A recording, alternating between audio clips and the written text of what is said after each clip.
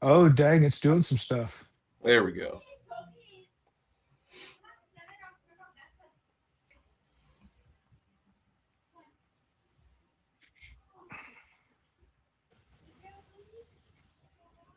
All right, welcome back, everyone. This is Comics for All, where comics, creativity, and community all connect. My name is Jameson. I am your host here at Comics for All, a comics librarian, past Eisner Award judge for San Diego Comic Con. So I read a lot of comics and get paid to read comics, which is awesome. So for our weekly Ink and Insight segment, so it's an interview series. We have the wonderful Papa Ding. Papa is here to talk all things comics and his upcoming Kickstarter. So Papa, thanks so much for joining us. Hey, glad to be here. Appreciate you having me. Of course. So we are a reader-centric channel. So the first question we like to ask everyone who comes on is, what hooked you into comics as a reader?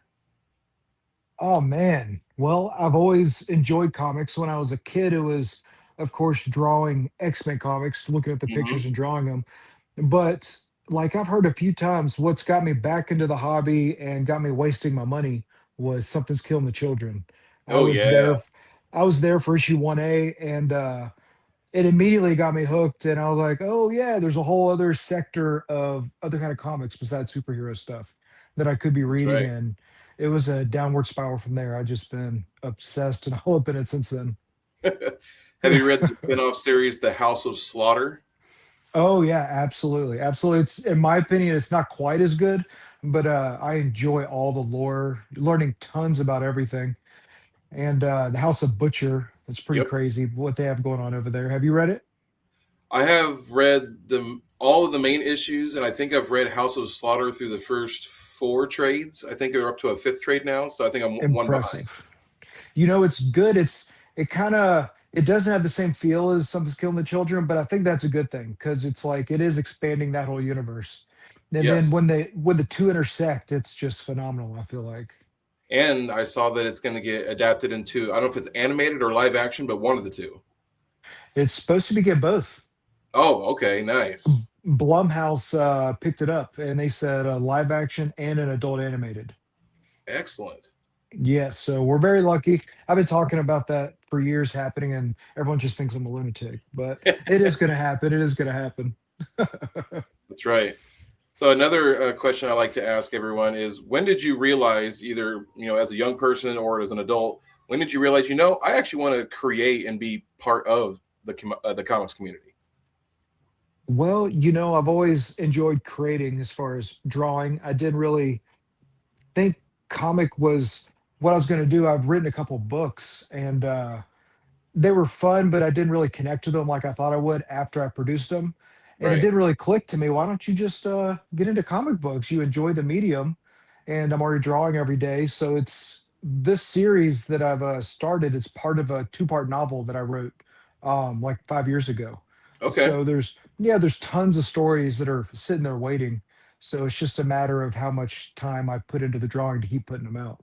Right. So very excited to put it out there. The first one is just it's like a light, fun introduction, like a episode of Supernatural, and There then we go. it gets a lot deeper. There's a ton to go into. So I love Supernatural, and a lot of other people do. So that's a good hook right there.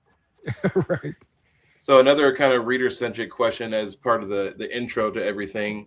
What's something you've read in the last year? It didn't have to come out in the last year necessarily, but what's something you've read fairly recently that's kind of stuck with you, either indie or major? You know, I've been singing the praises of the Gunpowder Prophets. Ooh, I love it. They're only, I think, issue four, three or four just came out, but I just itch at the teeth, wait for it to come out whenever it's going to come out. I think it's only a 5-part series, so I'm kind of depressed it's going to stop. But in my opinion, that is the best thing coming out right now. It checks all the boxes for me. It's got comedy, a little bit of horror, it's got action, it's just got everything. So if anyone's going to go get something that's brand new, I suggest Gunpowder Profits. who are the creators on that one? Oh man, Trying to think that none of the creators' names are because popping off right now. no, they're brand Noah. The new Kieran Gillen might be Okay, the writer, which he's a staple, but the artist is Pizzillo or Pastrani. I'm not sure, but y'all be able to easily find them. I could run to the Absolutely. other room and get the comic, but that'd be ridiculous. Right. But no, Gunpowder Profits, anyone who hasn't read it, they need to jump on that for sure. So it's only in single issues. There's no like trade or collected edition yet. No, no, it's brand new. It's brand new. Perfect. So they're on issue 4 right now, and it'll come to a close next month. And then I'm sure they're going to pump out a trade. Hopefully, there's a part 2. Yes. So Even better. yes, Continuing absolutely, mini series are fun, but continuing series are my jam. absolutely, absolutely. So for the viewers out there who are going to be new to your work, how do you introduce yourself as a creator? Well, I was fun. I broke Papa Ding on here because that's what a lot of people that know me call me. But my name is Chad, so I just say I'm Chad, and been drawing my whole life, and been tattooing for a living for 17 years now. Love that. And yeah, I'm trying to like elbow my way into the comic community. It's not easy, just No. like there's big brick walls built around this thing. So, I actually talked to a few publishers, and they weren't really hearing everything I was saying. So I decided to go for it, just start drawing it, publishing it, and do some Kickstarter. So Absolutely.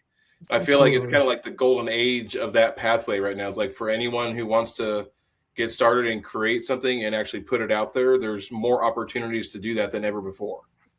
Absolutely. Absolutely. I feel like it's if you can somehow crack that nut of just finding that group of people who like the same thing you like, Hmm. then you're set. You don't really need the big publishers. You kind of need their help for people to find out who you are. Yep, But other than that, once they know who you are, you don't really need them. You just need to go out there. that's right. So absolutely. And you kind of mentioned you got an upcoming Kickstarter, which we'll talk about here in a few minutes. But I know, kind of on a average week, what does your creative week look like? On a given basis for these next month or two right now. Well, for the next month or two, I'm lucky for as a creator, I get to create all the time with my work. I tattoo 5 days a week and generally do one decent sized piece a day.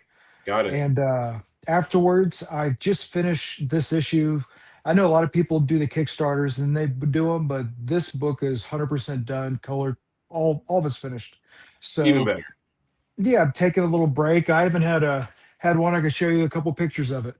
Ooh, Um, but yeah, I finished this one, so now I'm taking a little break after work. I plan on doing about 5 covers, a little bit of fan art, and then after the Kickstarter, jumping into issue 2. lovely. Yeah, So, is yeah. there a launch date for the Kickstarter? Next Friday. I'm not sure what that date is, but I've talked to my Kickstarter manager, the Geek Collective. They've been awesome. Joey Galvez, he's been helping me a lot, Oh yeah, Joey and is great. Yeah, he next is Friday is awesome. the 13th. Yes, and check that out, Friday the 13th. So So actually, what I'll do, I will put the Kickstarter launch page as a comment in the chat for everyone. killer, killer. There we go. So now we get to dive into your origin story a little bit. So you mentioned before we actually got on that you're based in Middle Tennessee. So if you can, share about your creative path, looking like you said from a kid doodling to notebooks to now professional tattoo artist to aspiring comic full time creator. Oh man, that's such a let's see, how can we summarize this story that's kind of ridiculous?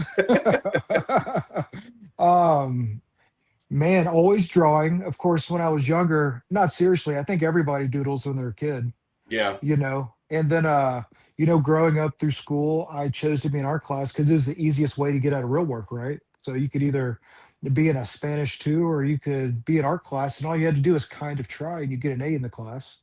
yeah, So and then that transitioned to drawing in college for a little bit. And then man, ended up working offshore on oil rigs, and people saw me drawing out there, kind of forced me to learn how to tattoo. And then that led to tattooing full time for years and years now. And now that I have everything kind of working well for myself, I could take my time and try to get into the comic world.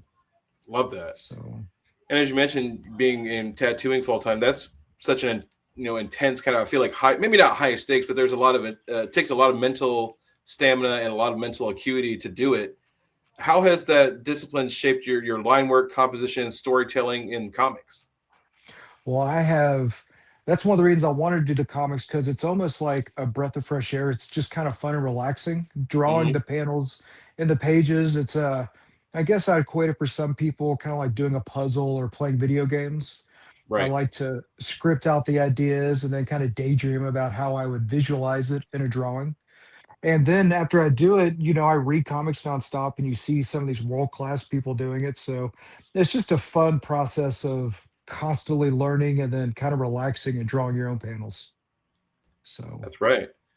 And you kind of touched on it a little bit, but can you share a lesson or two from the years, in doing tattooing that you're bringing into the Blood and Banter series?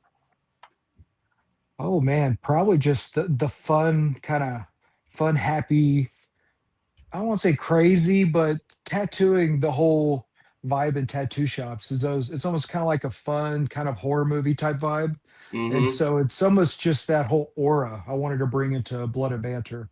It's just fun. It doesn't scare you. It's like you ask yourself, is it scaring me? Is it fun? I don't know, but I'm enjoying it.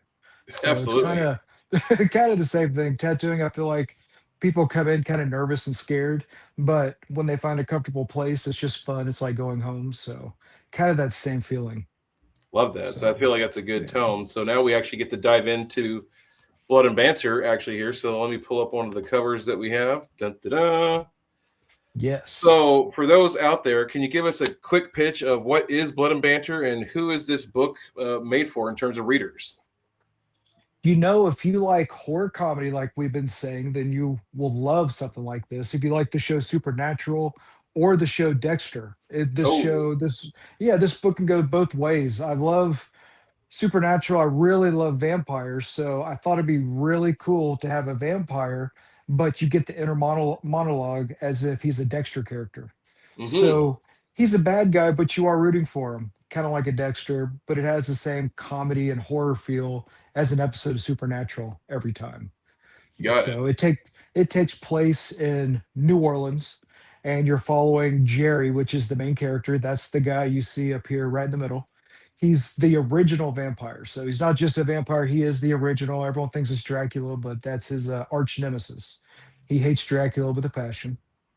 So he created Dracula to be funny in that era of time. And little did he know Dracula loves the fame. So everybody knows about Dracula. They don't know about him because they don't want anyone to know about him. Got it. So, so then you follow two voodoo hunters. You see them in the background. Nicodemus is the black guy at the top hat, and Jessica is the blonde girl with the voodoo doll and the knife behind him. Nice. And that monster on the bottom is the monster in issue one that Jerry's messing with. So issue one kind of takes place with a couple watching TV. They're watching some Netflix and they're being haunted. And a monster jumps out and they realize they're haunted and they have to go get someone to help them.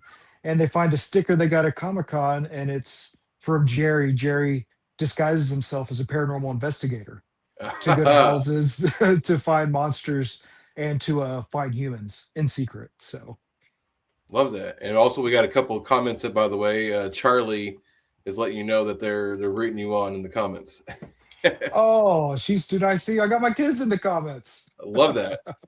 That's This is a awesome. That's family friendly awesome. show for the most part. Every once in a while, an F bomb drops, but not very often. For them So every can now you and then. set the stage for us? Why New Orleans, and what part of the city's culture and kind of history made it the right home for this story? New Orleans is my favorite city for sure. My wife and I go there pretty oftenly. I have family that live pretty close to outside the city. And if you ever go there, there's no place like New Orleans. So I Oh, I tell bet. everyone, yeah, tell everyone who's never been, they need to go. So you go, it's just its own little vibe there. It's like a gothic, romantic, dirty place. It's great. So there's no better place. So the whole story is probably going to take place there for the most part. They're going to travel around in future issues, but that's definitely the home base. Love that. So, like you mentioned, the book is framed as a supernatural horror comedy. Where, if you can describe, where does the horror kind of live within the story, and where does the comedy part sneak in? Okay, great question. Great question. I could tell you've done this before. Um, the horror. I mean, like this issue starts out with horror. We have jump scares, and I plan on every issue. This issue has, I think, probably two or three jump scares. And Nice. then Love just those. the whole vibe of seeing something evil and grim gives that horror vibe. And the comedy is Jerry. Jerry, he's kind of a dry humored, sarcastic vampire. So he's been around since he was a caveman. He was the first vampire turned during the prehistoric times. So he's just completely tired and annoyed of everything. So so he's always saying something ridiculous just because he has nothing better to do. Of course. Love that Right. about a character. That's right. In terms of the interior artwork, is there a specific image or a scene that kind of spun or kicked the whole idea concept off in your head? Oh man. Well, there is one. Can I show it to you? Of course. There was one. I mean, I don't know how much to give away of the idea, but I guess that's all part of it. This kind of concept. We have Jerry. He's sucking down the monsters. He eats demons and monsters and anything supernatural. So Love he that. also he also drinks blood. So he's kind of a double whammy. Everybody should be scared of him, not just humans. So I thought that was a fun idea. And then I was like, what could be about this guy that just eats anything supernatural and he eats people? And then it just spawned into, man, I really enjoyed this show Dexter. And then I'm watching Supernatural. And I'm like, God, I just love the feel of this. And why can't we just have it all?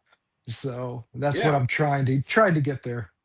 And then my follow up to So that is from like concept in your head to printed comic. How long of a time period are we talking? I think everyone that wants to draw a comic, I hear all the time, everybody wants to draw a comic. And in your head, I read so many, you go through a comic in 15 minutes. You're like, oh, easy, no problem. And but I was like, I'll do this in 2 weeks, no big deal. I was Right. completely wrong. Completely wrong. It was significantly more difficult, way more problem solving than I knew. And so much more to learn, but I'm excited to get better and better at it. This issue took about 5 months for me to draw and Wow. write. Okay. And then after you finish something like this, you see where you want to go in the next issue. The next issue is going to be so much fun stuff happening. Like the next four issues are already mapped out, and like someone was reading the bios of the next issues, the descriptions, and he's way more excited for issue two than issue one. So I'm excited to put it out there. Love that. And that actually kind of that does, but leads them into my next question was, do you see Blood and Banter more as a long running series instead of kind of tight miniseries or kind of a universe expanding, long running, continuing thing? Man, it could go anywhere. It could really, because like I said, the characters in it are based in off two novels that I wrote years before. So I invented Jerry, who's not even part of the original novels. So just his story could go for a long time. And then Nicodemus and Jessica, they're actually main characters. And we're going to dive deeper into them as the story goes. But I think starting off, it's going to be a four-issue miniseries, which I want Mhm. to draw all of it, and just to say I did that. And then if I get the interest and people want to see more, I could easily, looking at the stuff and the material I have now, do two more miniseries behind that. Love that. So yeah, And actually, so to me, that would be enough issues to have a nice hardcover collected edition at some point. that's exactly what I thought. 12 issues would be pretty cool to have on the bookshelf. Absolutely. So I figured without a doubt have to at least get the four issues so I could have a trade. Yes, you got to because trades, Yes. especially for libraries, that's what we definitely prefer. Well, I've seen some libraries that have single issues, but by and large, they prefer trades in the hardcovers because A hundred they hold up percent. to being checked out. Right, right, for sure. So, and this is kind of a speculative question, but if Blood and Banter got the full animated series treatment, what would the opening theme sound like, and who's doing the music? Oh man. I mean, I don't see it as an animated series. I'd like a live action, and Okay, it could be a TV series, of course. But I don't see it animated. Definitely more of real people. But man, the music, jeez, man, maybe Stranger Things music vibes, '80s vibes, there you go. and then the music, whoever it is producing all those tones would be the winner. I don't know who's doing it, but they're killing it. But I see that, and then yeah, it'd go right into people talking. Perfect. I think Nine Inch So Nails would be really appropriate. they would be very appropriate. Yes, all that music from the old like Queen of the Damned and all that stuff. Whoever was doing those soundtracks would be perfect. That's right. So the Yes. nice thing is, even though the Kickstarter has not launched, you've got a nice launch page, which we're going to show that here in just a second. But while I'm getting that pulled up, can you give us the nuts and bolts of what are folks getting in Blood and Banter #1? Page count, kind of type of story, and if there's there any extra content within issue 1 that people can get. Issue one is a 28-page story. Interior story, you get 21 pages, and then you get the page for the cover of the next issue. And then you get another big bio sheet that tells you everything about Jerry that you need to know. Okay, Um, the Kickstarter book is actually going to have an extra 6-page story that's not, nice, yeah, we've had that. We decided to put it in it. I commissioned an artist named Mateo to work on it probably a year ago, and I wasn't sure if I was going to use it. It's just a fun little excerpt of Jerry going to a bar in New Orleans and how he deals with frat boys and all this good stuff. So right. that's a pretty fun little tidbit. So yeah, you'll get my 21-page interior, a extra 6-page interior, two extra covers, and then another page of bio about Jerry. So Love that. And as you can see, the covers, there's a plethora of covers to choose from, which is really exciting too for those collectors out there. yeah, there's two. I did the main one, which is that one you're looking at. And then an artist named Sam Donato I hired did this one. He's a video game artist, and he did phenomenal. And there will Love be three extra covers on the Kickstarter. even better. Yeah, So yeah. for you, in an ideal world, what does a successful campaign let you do kind of next and going next with the series? It started out as a passion project, but I don't think people realize the time, effort, money that goes into comic books. Oh yeah, Um, you see a little dinky paper pamphlet, you don't think much about it, but there's normally a team of people attached. All that people on that team are getting paid for their time. So I wrote and penciled and inked the book, but I hired out for the colorist and for the letterer, so it looked more professional for the lettering and for the coloring. right. And so the successful Kickstarter would cover the money I spent for those people, and it would get me ready to hire them again for the next issue. So I'm really not even a game of profit. It's more of just a game to get everybody paid who's involved to keep putting it out there. That's right. So And then, if you want to, in terms of, are there some of the rewards that you're really excited about, either covers, prints, commissions, or other original art or goodies of that nature? I still got to talk to Geek Collective about that, who's running the campaign for me on the Kickstarter. Nice. They have some ideas for rewards. I think they're having me draw up a couple tarot card rewards so that if you get Okay. them early, you get that.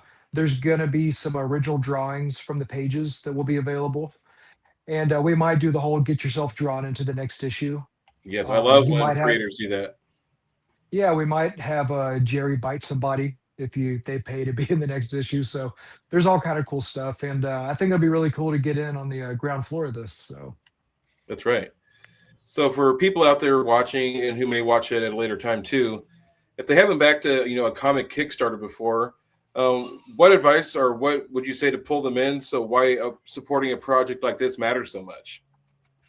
Well, the big two, let's say DC and Marvel, they're generally putting out $8,000 to $15,000 per issue on a comic book. Yeah, Those are big numbers for a little floppy, and but that's what it takes. So I'm a much smaller fish in that world, but it's like, let's say it's costing me around 2,000 to pay the people that are helping me. So right, when you back a Kickstarter, you're helping the creator keep on making the dream happen. So they don't have to use the money that they're working all day for to fund the project. Instead, the people that are interested in their project can help them by buying the product in advance. They can pay their guys that are helping them and then ship them the product as, and it's a way to get in on it before anybody else. Sometimes these things get picked up by small indie publishers, and they'll yep, go out.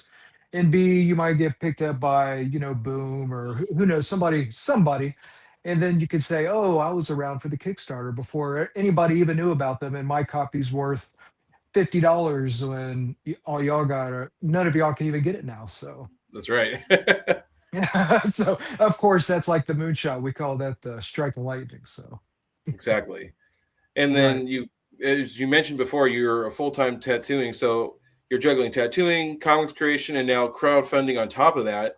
How are you balancing all of that? Especially kind of keeping your mental health in check with all that going on. Like a lunatic.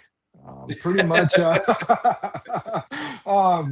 know it looks crazy from the outside looking in. My wife probably thinks I'm an absolute nutcase because it's like doing something for no profit just because you just have to see it happen. I don't know why we have that gene in us sometimes, but you just have to see it happen. So, Right. it'd be work, and then you try to put in like 2 to 3 hours of drawing after work, and then over course of time, the product finally finishes. So, but yeah, it's just I try to get in when I'm in the middle of an issue, probably 4 days a week, 3 hours a day, Wow. and then it all comes together. So, and that's like I said, after work of drawing on people's skin all day. So, Exactly. So you get to be right, creative all day long.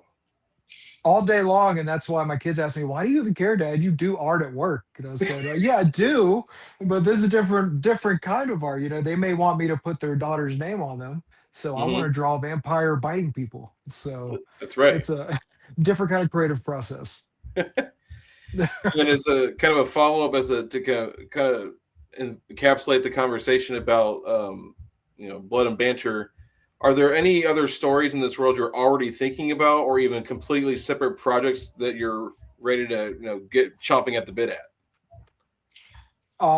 Yes. So this story, without a doubt, I want to get the 4 issues out. And I haven't decided yet. I have a much more cartoonier style that I do a lot. Yes. If you read the issue, you'll see in the beginning I was so strict and hard on myself, and then by the time you get to the end of this issue, I really loosened up, and I was just kind of drawing closer to my normal way of drawing. And I don't know why it happened like that. It's just in the beginning I was stressed, and I thought I had to be perfect, and by the end it was just let's just draw cool, have fun with it. So, which told me that's where I want to go in the future. I want it to all have that fun vibe to it. So, it'll be interesting to see the art style change as the issues go. And I would Hmm. like to have a really fun, super comedy, some sort of other cartoony type story going along. Also, it might be a story just about the voodoo doll that's in the story, in Right. his little world and everything that happens to him. So, That'd be fun. yeah, yeah, So absolutely. especially that you're on the artistic side, can you share with us some of your go-to tools, physical and digital, to make comics in 2026? What are the kind of the tools that are in your go-to? Oh man, I watch drawing. I've been drawing for so long, and I still watch drawing YouTube. I like beginner drawing, perspective drawing. It's nonstop. Every kind of anything you can think of, anything to help. But but when you get into comic, you don't think about the dumb things. You don't think about I'm gonna have to draw a woman standing in front of a refrigerator in a kitchen. Yes, Everybody wants to draw Batman on a gargoyle, but you're gonna have to draw one in front of a kitchen eventually. So that's fun. So I'll go to Google or Pinterest and I'll get as many references as I can. And then I'll take that form and I can try to move it in my head with basic shapes and turn it into the image that I need it to be and all that good stuff. So, perfect. um, yeah, as far as the tools, man, I run off Procreate big time. I Hmm. do all my drawing. I'll do a pre-sketch on paper, and then once I feel good about the thumbnail of the pre-sketch, I'll take a picture of that and I'll put it right in Procreate, and I'll just expand and detail it and make it exactly what I want it to be. Perfect. So, yes. What is the price point for Procreate and tools of that nature? Or is there open source options, or do you really kind of need to pay for some kind of a software that really has the tools and features that you're going to need? Oh, Procreate's cheap. It's a one-time purchase of $20, I think. And as Nice. far as I Okay. know, yeah, as far as I know, that's the artist standard. Everybody uses it. I mean, from the biggest like super serious artists to all tattoo artists, it's just we use it for everything. So Love it's that. really the go-to. I've been in it using it exclusively. Man, it must have been like 8 years now. It's been a long time running off Procreate. So since the first iPad Pro came out, we've all been using Procreate. Absolutely.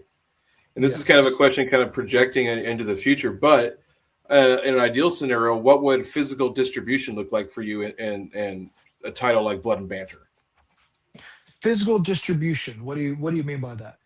Say, like, especially now with the collapse of Diamond and the distribution of physical comics to comic shops is kind of all over the place right now, and libraries also have a hard time because we lost Baker and Taylor, which is a major distributor for libraries. So I feel like if you're not one of the big three, I feel like comics getting into libraries and comic shops are having a difficult time right now. Absolutely. So I don't. It would be super cool to get in comic book shops and to get in libraries, but really to be successful to have this project fund itself, it would not Hmm. take that many people coming directly to me for me to personally put it in a Gemini mailer and ship it to you. I Right. probably only need like two to 300 readers, which in the grand scheme of things, that's not too many. So it's a very, whether we like to admit it or not, comic books are a really niche kind of hobby. And They are. there's not a ton of people that are in it. So it's fighting for those two or 300 people that are into it enough to be like, hey, ship me that next issue. But I would like to just personally mail it to each person, and if for some reason it ever got bigger than that, which would be an amazing problem to have, then I would use one of those, I forget what they're called, but they're companies that package and ship for you after they leave the printers. Hmm. Um, Forget what they're called, but they charge like a certain amount per book, like $3 per book to package it and ship it to the person for you. Yeah, I've seen kind of like those print So on demand services in a sense. yeah, it's like it's yeah, it's print on demand, but it's like specific to comic book companies. It's Mm, yeah, they print, like you go to whoever's going to print the book, and then they take the shipment from there, and then they're specialized in just shipping comic books. got it. So Okay. and yeah, and all this that buy single issue floppy comics, we're very annoyingly specific on how we like to receive them. Yes. So yeah, we have to be a Gemini's. They have to be very neatly put in there, maybe a nice little thank you note. So all that stuff's expected in the shipping. So Especially in your situation where you're getting to do the writing and artist work, how do you handle creative setbacks, either writer's block, artist block? A pitch doesn't go well, like you said, to a publisher. How do you kind of handle and process those when they happen? you just don't care. Yeah, you can't let that slow you down because You the really only can't. thing no, the only thing that's for sure it's going to happen, everyone's going to tell you no. I sent out the pitch for this comic idea to 12 publishers 3 months ago. And it was a pretty cool pitch. I put it together pretty well, I thought, and haven't heard back from anybody, and so we don't know how that works from Yeah, them, whether it gets lost in emails or not what they're looking for at that time of the year. But that can't stop you, or writing block, or not wanting to draw. That's something I think as you get older and you have to go to work every day, you just get really good at dealing with that. Like if you don't feel like drawing, it doesn't matter. You just got to do it. So exactly. Just do the thing, essentially. just do the thing, not really any excuses. So That's right. So for 2026, do you have any plans to attend any like in-person conventions? absolutely. This weekend actually is Nashville Celebrity Comic Con. Oh, So nice. it'll be this Saturday and Sunday. We'll be there with a Blood and Banter booth. Very excited about it. I've been going absolutely crazy. I've got this giant 8 foot by 10 foot backdrop, this blood and banner. It's covered with all Love the that. artwork and got a cool table drop. And then we'll be selling comics there. It's gonna be really cool. We got like I said, I printed these. I did pretty good. The new ones from the Kickstarter are going to be even more professionally made with the backup story. I did all this myself, and there's some things I would have done different. And the Geek Collective is going to kind of help me out and make sure they're printed perfectly. So that'll be the official first run. Then these are Yes. mostly the artist authors play project ones. So, Perfect. but yeah, we'll go to that one. And our local town here, Columbia, Tennessee, has two Comic Cons this coming up here. We'll be at both of those. So Are you? I know there's another. What's the other? There's another one in Nashville. The National Comic Arts Fest or something like that. I think there's one. there is. I might do that one. I committed to three, and I thought that might be enough to start first time putting Oh out a yeah, comic for the first time. So I figured three would be good, and then trying to get good at doing what we're doing here, talking more on camera, talking about it, because we just sit here and you publish it on Facebook, you can go around and go to convention, but if 50 people click on a video and look at it, that's pretty good. The equivalent to going sitting at a convention. absolutely. And I think that's kind of the hard part of comics right now is determining where to find the audience. Is it in person? Is it online? It's everywhere. You have to It kind of put is. yourself in every channel out there and every opportunity. Like I have a friend who's got a Kickstarter coming up, and he's going to be on 16 different podcasts and shows like this just to Cal, that's awesome. promote the new comic. So basically, that you kind of almost have to become a part time, like you said, a podcaster yourself, just in promoting your own work. You do, and artists, authors, it's a whole different thing to be a content creator, talking like that, because most of us just want to doodle and then just go sit in our shell and kind of leave us Yes, alone. But you got to break free of that talk, get used to just being around people describing what you're doing. So it's a whole nother job. It's like making the product's only 50%. The other 50% is keep pushing it out there. So. that's right. And you touched on it a little bit, but in terms of what is coming for you for the rest of 2026 after Blood and Banter, or what can you talk about that you have in the works for the rest of the year? The rest of the year will probably, for the next couple months, it'll be probably drawing another couple covers for fun, a little bit of fan art, because for me, doing some fan art warms me up. I enjoy doing it. And then be diving right into issue two. So before 26 is over, I would like to have one to two more issues of Blood and Banter finished. And without a doubt, there'll be another issue done. But Yes. best case scenario, two more issues done. I always thought I could easily pump out, like I said, an issue every 2 weeks. And come to find out, realistically, it takes me 3 months if I'm working really hard. Hmm. So, yeah, so Like you it's said, it's a very lot more interesting. time consuming than people realize. Yeah, I would want to do it perfect. Like, I would love to do it as my job. Then I think I could do it. I could get an issue out every month for sure. But doing it on the side 3 months is probably the best I could do. Yeah, I feel like So, that's a reasonable amount of time to, like you said, to get everything in line, to professionally do it, to get all the remarks and details and everything you're going to need.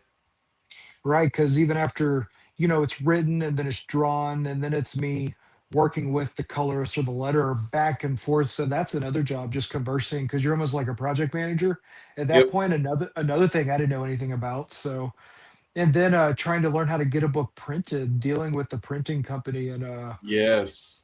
yeah, that's a whole nother job. So I'm looking forward to Joey doing the real first print for me, because there's some things I would have liked to have done differently on how I did some of these. So it's there's a lot to it. There's a lot to it. People need to put some respect on all those guys that do it for a living. That's right. There's quite a learning curve, especially I feel like on the independent publishing and creation side. There's if you're not ready to jump into the deep end, then you're probably going to drown. If that A makes hundred sense. percent. And you can't quit every time there's a stumble, because if you do, you'll never get done. I ran into a roadblock.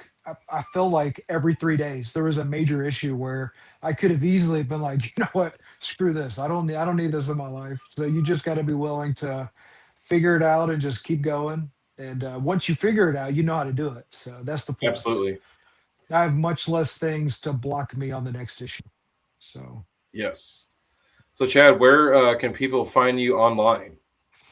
You can find me on Instagram at Papa Ding Tattoo. So that's spelled just like it sounds. And you can find me on Facebook at Chad Dingler Tattoos. I know people expect to hear comics and all that in there, but it's all mixed together for me. Exactly. I make the tattoo people look at comics whether they like it or not. Comic people look at tattoos whether they like it or not. So The best it's of both worlds. the best of both worlds. It's all fun. So, but yeah, you can find me there, and hopefully find me on Kickstarter. So That's that would right. be the awesome, because that's how you back the project and kind of help me keep it going. Of So course. yeah. So, my last question to close us out is a little bit of an oddball one, but do you happen to have a favorite snack or a meal as a go to when you need to sit down for a few hours and work on things? That's the easiest question you've asked me. That's funny. Salsa and chips. That's my go-to all day, every Oh, day. good choice. I can live on salsa and chips. I eat every kind of salsa and chip. So Love that. Any yes, sir. mild hot salsa, green salsa? All of them. All All of of them. them. I'm literally a salsa fanatic. Right now, the best salsa everybody can get on the market is Matea's. You can go up to Walmart and get it. The yellow Love label. Yes. Excellent. Well, that brings Yes. us to the end of our conversation. Chad, thank you so much for taking some time out of your schedule to join us. It's been a great conversation. I'd love to have you on again at some Awesome. point too. So, Great. Awesome. Well, I appreciate you having me, man. I feel like I need to ask you some questions, but we'll save that for another time. sure. Yeah, or we can do after we get off the air too. But everyone, thank you so much for joining. We've had multiple people in the live audience the entire time, which has been great. So thanks for sticking around this entire 40 minutes. But this has been Comics for All's Ink and Insight segment where comics, creativity, and community all connect.